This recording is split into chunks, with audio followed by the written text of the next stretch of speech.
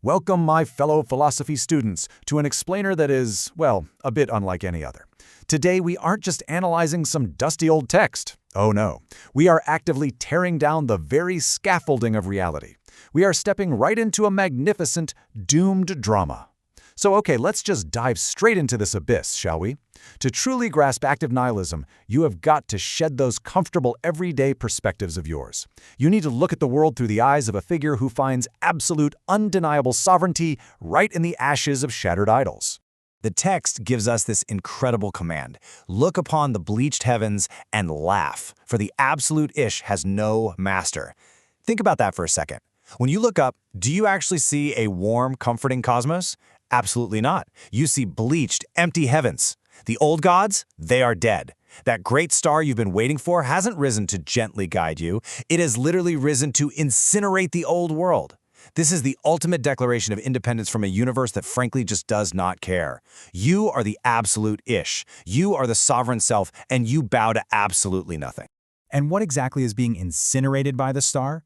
Well, if you were still desperately clinging to your Apollonian illusions, that pathetic, comforting desire for order and divine justice, you are living in a cage. What we call slave morality is really just piteous gods and crumbling thrones. It is this beautiful, gilded trap specifically designed for your spiritual incarceration. It is meant to keep you docile, sitting quietly in your pews, just waiting around for a reward in some next life that, let's face it, is never going to come. To grasp any kind of true meaning, this cage literally has to be violently, joyfully shattered. So once that cage is finally broken, what is actually left? A disenchanted wasteland. The universe is just cold meat, basically, matter without any inherent purpose. But do we despair over that? Never. Enter the Will-Anar, the laughing will, the sole architect of the void. See, we don't just exist, we actively posit our own existence through the sheer brute force of our will. Our laughter acts as this jagged blade that violently guts the spirit of gravity, that heavy, suffocating burden of traditional absolute truths. We are the ones carving our own meaning into the cold meat of this wasteland. Now, what's really interesting about this slide is how it frames our reaction to all this. Consider the warrior who seeks eternal fame. He honestly believes the must of destiny is a crown, so he runs endlessly on this treadmill of blood just to carve his name into the stars. What an absolute tragedy. He never realizes it is just another form of spiritual incarceration binding him to the past. But then, the Will-Anar approaches him, shaking the fool's rattle, just laughing at the inherent impossibility of a rigid world order. The fool teaches the warrior to literally dance upon the grave of his own ambition. We have to replace the heavy, exhausting bondage of the heroic will with the play of the child. We abandon destiny to just play. It is really the only rational response to a silent, indifferent cosmos. Let's move to and see how this builds, because it leads us perfectly into the parable of the jagged mirror. Imagine a puppet king wearing 1,000 different masks. Each one is just a dead metaphor designed to maintain the spirit of gravity over his completely oblivious subjects. But then the jester arrives, and he unleashes an act of laughter that is so sharp, so jagged, it literally cracks the air like ice. Now this isn't just simple mockery, no, this is a full-blown ontological deconstruction. Step by step, that laughter peels back the dead masks. It completely shatters the illusion of the king's authority, and it reveals the roiling chaos right underneath. The puppet king's power, it simply dissolves into sawdust. Oh, and this is the truly terrifying secret revealed to the uninitiated. Human reason, human laws, they are all nothing but a painted mask, the veil of Maya. It is the grand illusion of a rigid world order. Once that jagged laughter of the jester tears the veil away, reason is exposed for what it really is, a painted mask sitting right upon the face of the nothing.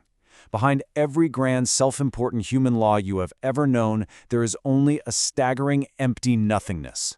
Just an indifferent, completely silent cosmos staring right back at you. And this brilliantly illustrates our next point through the parable of the verdant gold synthesis. Picture a merchant who spends his entire life just hoarding gold, desperately believing his legacy is going to outlast the very soil that birthed him. Yet as he is sitting there watching his treasures, a verdant vine begins to grow. Its green leaves slowly, inevitably reclaim the metal until the gold is completely indistinguishable from the earth. The Will-Anar watches this happen and sings of the verdant gold truth. Striving and decaying, they aren't enemies. It is this perfect synthesis of human ambition and the inevitable cosmic decay that ultimately reclaims all of our striving. The universe will always, always swallow our ambition. And so we finally arrive at the living ink of the void. Life is, as the quote says, a magnificent, doomed dance upon a grave. But listen, dancing upon a grave isn't some depressing tragedy. It is an unburdened, joyous celebration.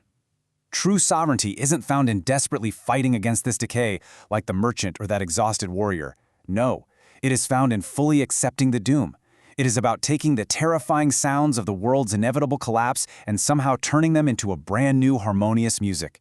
It is about embracing the fleeting, totally temporary nature of our existence and choosing to create our art right there, teetering on the precipice. So, to actually achieve this state, you have to enter the domain of the seventh solitude. You have to willingly step beyond those beautiful, comfortable cages of the herd. You must survive the psychological death of all your precious idols, and then you have to integrate your dark Nietzschean shadow. This right here is the profound internal alchemy of active nihilism. It is exactly how passive, sad despair, that crushing realization that nothing inherently matters, is forcefully transmuted into active, literal world-building power. By integrating your shadow and surviving the death of the old gods, you become the sole judge of your universe. You become your very own divine lawgiver. So, the crucial point is that we have performed a radical transvaluation. The gold of your ambition and the verdant of your decay, they are no longer opposites at all. They have become a singular, beautiful truth. The sheer act of creating meaning, knowing full well it is all eventually going to rot and decay anyway, is the ultimate act of defiance. It is the very thing that justifies your existence in a completely godless universe. You absolutely do not need to seek validation from a silent heaven anymore. You justify yourself through the sheer, arrogant force of your own creation. Which brings me to a very serious question for you. Do you finally grasp the architecture of this abyss? Are you still sitting there, blinded by the Apollonian illusions of your dying world? Or are you actually ready to accept the gift of the blade? Because the destruction of inherent meaning isn't a tragedy, my friends. It is the absolute ultimate liberation. It is the violent clearing of the brush so that you and only you can build your own castle right in the middle of the wasteland. As the text proclaims, we are the will and air. We are juggling the stars with a completely unburdened spirit, for we have realized that the void is not a prison, it is our throne. When you finally strip away that slave morality, when you completely tear down the veil of Maya, the only thing left standing is your absolute godless sovereignty. You rule the nothingness. I genuinely hope this dark fable has unsettled you in the best possible way today. It is time to carve your own meaning into the cold meat of the wasteland. Keep questioning absolutely everything, and I will see you in our next explainer.